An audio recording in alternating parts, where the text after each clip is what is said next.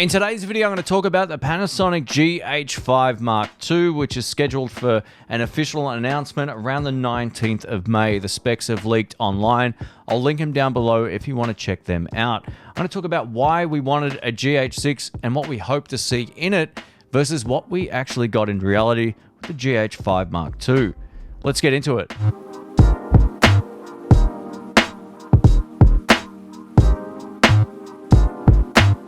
Welcome back to the channel, folks. My name's Shane. If you're into camera and audio reviews and tutorials, don't forget to subscribe and click the bell. This is part of my commentary series that I do from time to time where I talk about things in the industry that I feel I need to make a video about.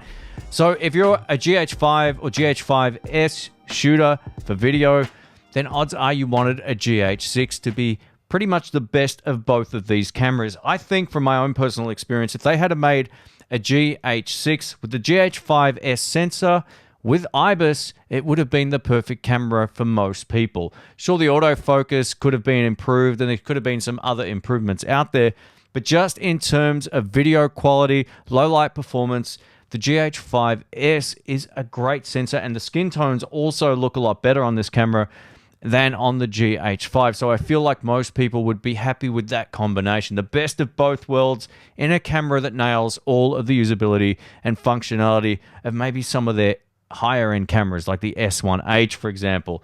But if we had have just got everything with these two cameras combined, I think the majority of people who shoot with micro four thirds would have been ecstatic. Forget about the autofocus. Panasonic are never going to get that right. I'll talk a little bit more about that in a moment. But had we have got a GH6 with the GH5 sensor, a more updated sensor, that would have been fantastic.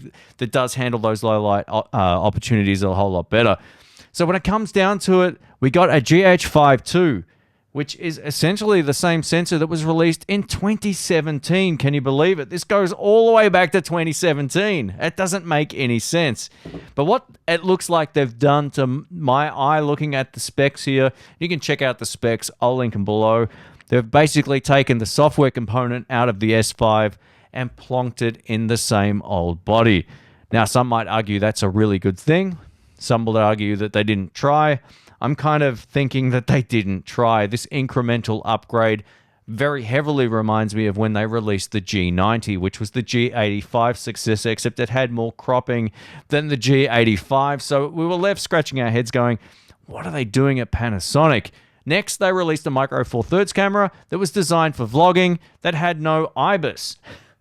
Why would you buy that over a G85? I just don't understand where these guys are coming from. But anyway, I'm going to talk a little bit about why I really believe that this new GH5 Mark II is just an S5 in disguise. Now, when it comes down to it, I like all three of these cameras for different situations. If I'm going to be behind the camera predominantly, I'm either taking the GH5 or I'm taking the S5 because that IBIS is fantastic, especially for handheld use. But for every other situation, or if I'm using the gimbal, I'm taking the GH5S. I still feel that the image quality coming out of this flagship camera is far better than the other two, at least with the lenses that I currently own. The lens selection for micro four thirds is fantastic. The L mount sucks. There's no easier way of saying it. It just isn't very good. All the lenses are expensive, and they're hard to come by in a lot of shops as well. Now, when the S5 was released, I remember seeing so many video titles. Is this the new GH5? No, it absolutely isn't. I'm going to tell you why. Every mode except for 8-bit, 24, 25, and 30p is capped at 29 minutes, 59 seconds. You don't get unlimited recording on this at all in 10-bit or in the higher frame rates. And you also get a crop in the higher frame rates, which is something that doesn't happen with the smaller sensors. So I hope none of those cripplings come across into the new GH5. I really hope that there's some sort of preview announcement or not even any spec release statements made, but just something that says that this isn't the final micro four thirds camera. I hope there's a GH6 on the horizon still that takes the best things out of the GH5S and GH5 and combine them into something that people want with maybe just 5K, just something like that to entice people back into the system. Because as it stands right now, if you're buying the GH5 II, you're buying a sensor that came out in 2017. Now, there's nothing to stop you from getting great results with this, and it's how you use it, it's how you light your room, or it's whatever you're filming. It's all about the content more than it is about the specs. Let's talk about the two major upgrades that come along if you decide to go for the Panasonic GH5 Mark II. The first one being the battery. They're using the battery out of the S5, which has the contacts on the top as well as on the side. Now, these will allow you to shoot for longer, so it's great that they're updating the battery. I think most people, if you think about it, would probably opt for a longer period of time between charges. So upgrading the battery is really cool. And if you're unfamiliar with this battery, the BLK22, it's also backwards compatible with the older cameras, but not vice versa, right? So just keep that in mind.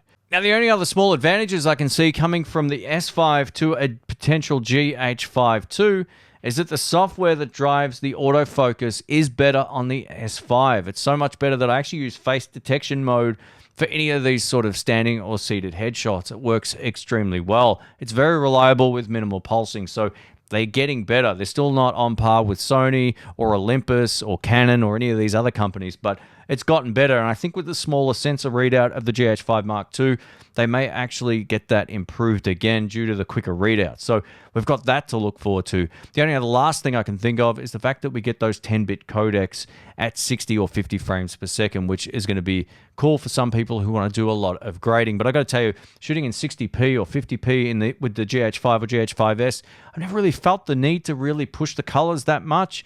You know, you can always get the Vlog upgrade in the GH5 if you so choose to do that. The GH5S already has that built in, and I've just never felt the need to really push it around that much. I think a drop a LUT on, and you're pretty much good to go. The dynamic range on the GH5S versus the Panasonic S5 is very similar, at least with the tests that I've done. If you missed that video, I'll link it up in the cards. One of the things I'm glad Panasonic have done with the GH5 Mark II is they're going to be adding a full-size HDMI port, which is something they should have done to their S5. This is an absolute deal breaker for me using this in the studio because I've always got my cameras hooked up to external monitors to make sure I'm in focus and so forth, and I hate those ports. They're just a nightmare to use. So I'm glad they've added that. Let me know in the comments section what you think of this particular camera. I've been looking at the replies to these leaked specs on 43rumors.com, and it seems like most people aren't happy about this. I really feel like this is the type of upgrade that no one really wanted. It's the difference between a G85 and a G90. Let me know your thoughts. Thanks again for watching. Catch you soon. See ya.